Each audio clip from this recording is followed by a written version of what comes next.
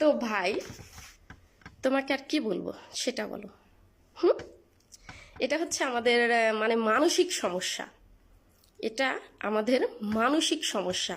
ওই যে একটা ছেলে একটা মেয়ে এক জায়গায় বসা দেখলেই আমরা মনে করি কি এদের সাথে কোনো রকম কোনো সম্পর্ক, মানে এটা আমাদের ধারণা, এটা আমাদের মেন্টালি সমস্যা, এটা আমাদের মনের বিশ্বাস। আমরা ধরে নেই যে ওই ছেলেটার সাথে ওই মেয়েটার সাথে হারাম সম্পর্ক আছে, ওই ছেলেটার সাথে ওই মেয়েটার সাথে প্রেমের সম্পর্ক আছে। কিন্তু ইসলাম আমাকে এটা বলে নাই, ঠিক আছে? ইসলাম আমাকে এটা বলে নাই।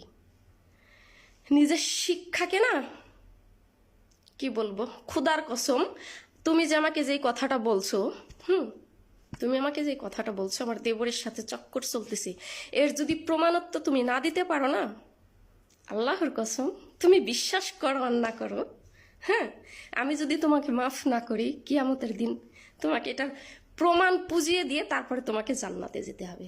ব্যাস এতটুকুই বলতে পারবো, আর কিছু না। আমি আমার খাইছি, কেন রে ভাই আমি এত তোদেরকে বোঝাইতে যাব? হুম, ভালো থাকো, ঠিক আছে?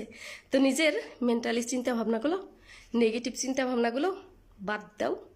অন্যের সম্পর্কে দোষ খোঁজা বাদ দাও, নিজের দোষটা খুঁজতে থাকো। ভালো থেকো, কেমন ভাই?